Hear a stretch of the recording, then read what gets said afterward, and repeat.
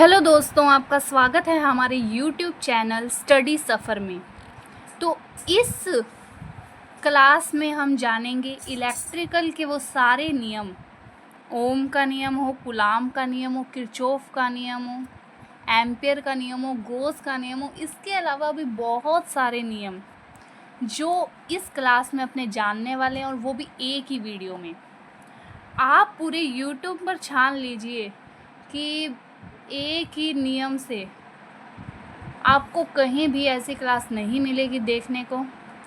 तो अगर आप चैनल पर नए आए हैं तो सब्सक्राइब कीजिए चैनल को।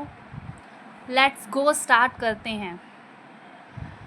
तो सबसे पहले स्टार्ट करते हैं ओम का नियम। ओम का नियम क्या होता है? ओम का नियम होता है, सबसे सिंपल परिभाषा इसकी ही है कि किसी बंद परिपथ में यदि ताप, दाब इत्यादि स्थिर रहे तो उसमें प्रवाहित होने वाली धारा वोल्टेज के समानुपाती होती है। यानी जो धारा है वो वोल्टेज के समानुपाती होती है। इस त्रिभुज से हम समझें कि बहुत आसान तरीके से इस वोल्टेज को ऊपर ले लेते हैं और ये धारा और प्रतिरोध को नीचे ले लेते हैं। इससे क्या होगा? वोल्टेज का जो सूत्र होगा, वोल्टेज का तो सूत्र बन जाएगा V बराबर I इंटू आर, और धारा का सूत्र बन जाएगा V/R। इसको छुपा लो, V/R।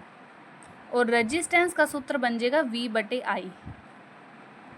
ये देखो, बहुत ही आसान तरीके से। तो आगे अपने स्टार्ट करते हैं किरचॉफ का नियम। किरचॉफ ने दो नियम दिए थे, KCL का नियम और KVL का नियम। KCL के नियम को कहते हैं किरचॉफ करंट लॉ, और KVL के नियम को कहते हैं किरचॉफ वोल्टेज लॉ। KCL के नियम को ही आवेश संरक्षण का नियम कहते हैं, और KVL को नियम को ही ऊर्जा संरक्षण का नियम कहते हैं। KCL का नियम जाने तो किसी विद्युत परिपथ में किसी भी नोड या संधि पर आने वाली धाराओं का बीजीय योग शून्य होता है, या आने वाली धारा बराबर जाने वाली धारा। इसे नोड या संधि का नियम भी कहते हैं। KVL का नियम देखें तो किसी बंद परिपथ में सभी विभवांतरों और EMF का योग शून्य होता है। इसे लूप का नियम भी कहते हैं। ये है KCL और KVL के दो नियम। KCL के नियम को प्रथम नियम कहते हैं और KVL के नियम को द्वितीय नियम कहते हैं। ये हुआ किरचॉफ का पूरा नियम, काफ़ी आसान है। जूल का नियम देखते हैं। जूल का नियम देखें तो H बराबर I²RT। इसमें क्या होता है कि जो ऊष्मा होती है वो धारा की स्क्वायर, रेजिस्टेंस और टाइम इसके समानुपाती होती है। ये सिंपल सा है जूल का नियम। अब आगे स्टार्ट करते हैं कूलाम का नियम। कूलाम का नियम क्या होता है कि दो स्थिर बिंदु आवेशों के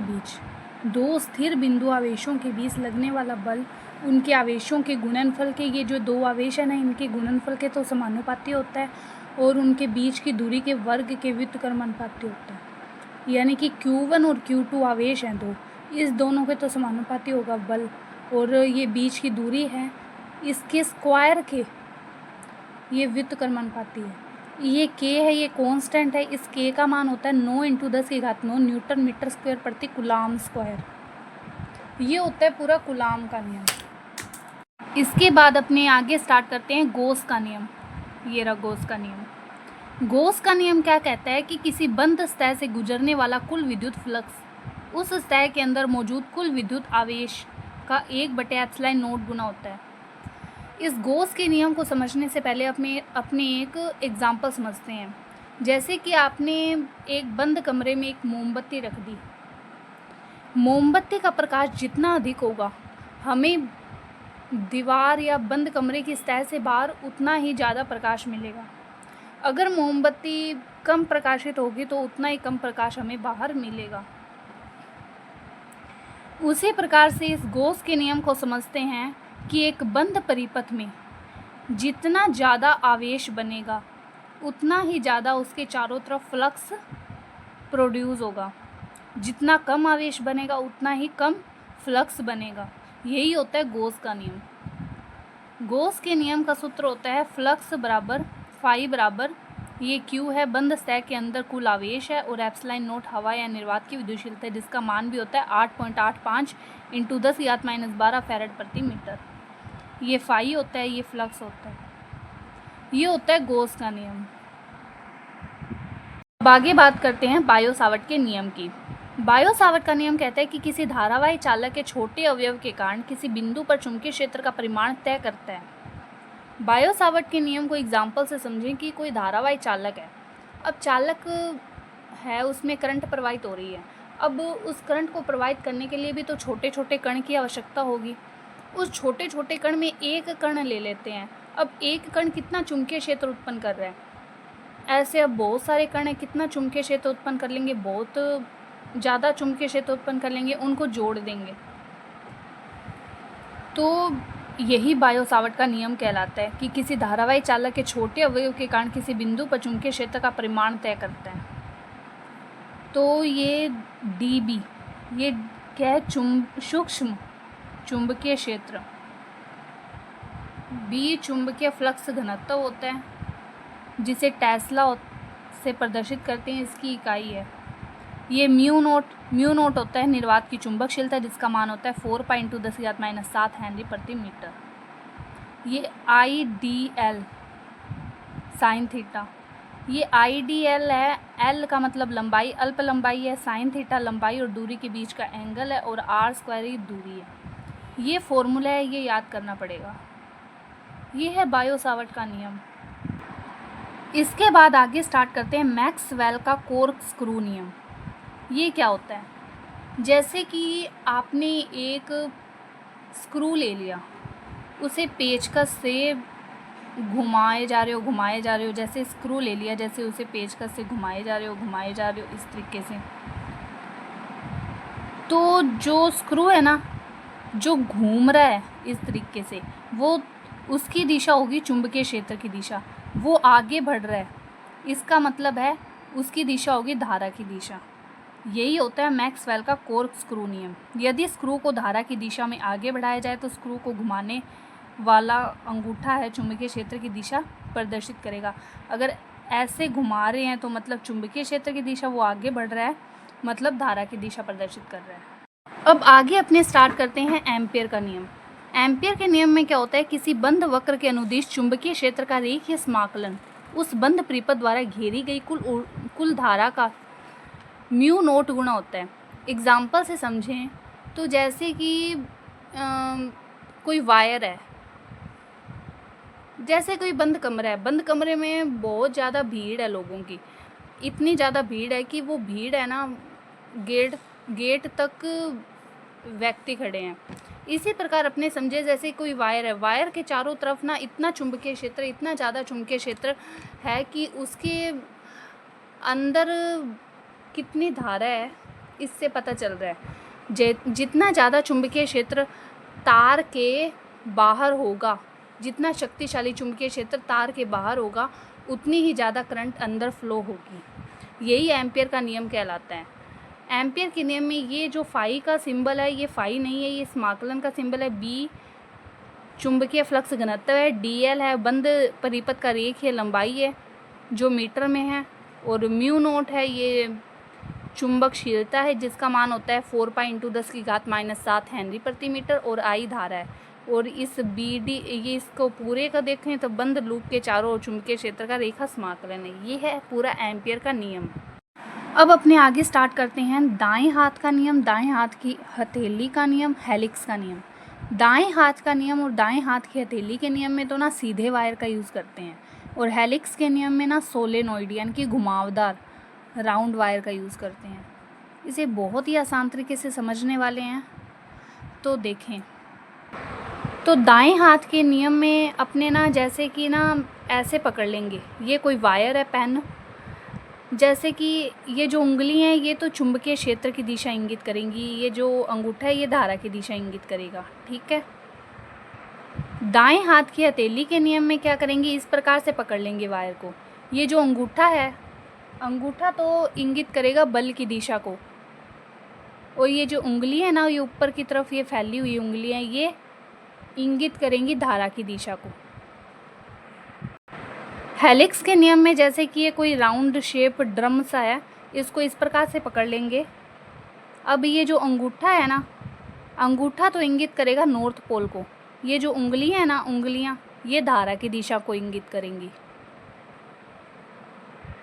आई होप कि आपको समझ आ गया होगा। फिर आगे स्टार्ट करते हैं फैराडे का नियम। फैराडे के नियम में क्या होता है, किन्हीं दो स्थिर चुंबकीय क्षेत्र के मध्य रोटेटिंग वायर को घुमाया जाता है। कोई गतिमान चालक है, उसको घुमाया जाता है तो उसमें ईएमएफ उत्पन्न हो जाता है फैराडे के नियम के अनुसार। ये इसका फॉर्मूला है। और लेंस का नियम देखें तो लेंस का नियम में क्या है कि प्रेरित धारा की दिशा हमेशा ऐसी होती है कि वह उस कारण का विरोध करती है, यानी कि उत्पन्न होने का कारण का विरोध करती है, जिससे वह उत्पन्न हुआ है चुंबकीय क्षेत्र उसका ही विरोध कर रहा है, जिससे वह स्वयं उत्पन्न हुई है। ऊर्जा संरक्षण के नियम पर आधारित है लेंस का नियम। इसका फॉर्मूला भी यही होता है, E बराबर -NdΦ/dt। ये जो माइनस का चिन्ह है वो लेंस के नियम के अनुसार आता है। फैराडे का नियम क्या है कि लेंस के नियम पर ही आधारित है।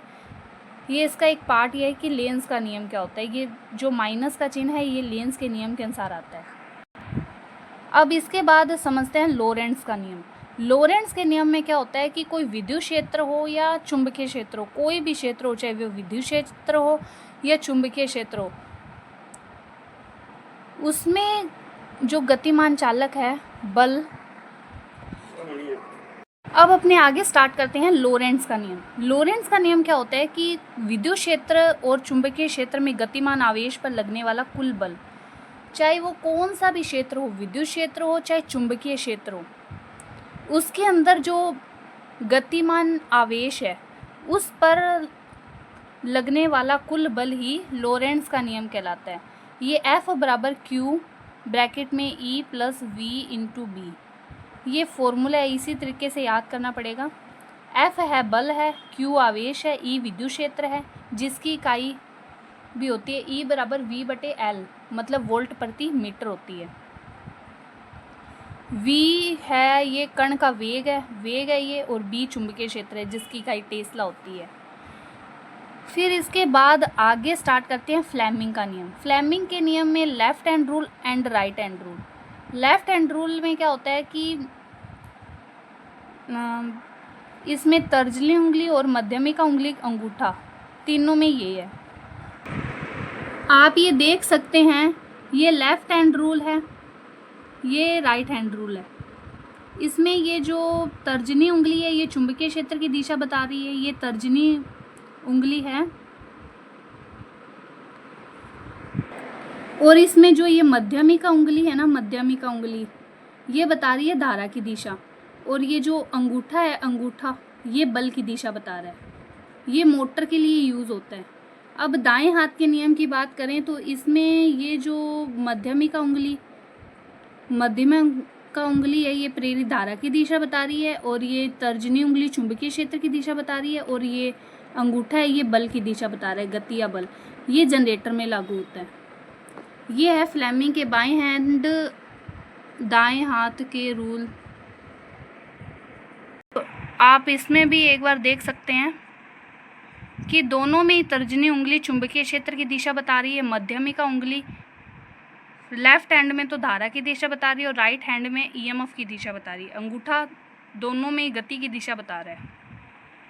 फिर आगे स्टार्ट करते हैं इल्यूमिनेशंस लॉज। एक तो होता है इन्वर्स स्क्वायर लॉ, एक होता है लैम्बर्ट्स कोसाइन लॉ।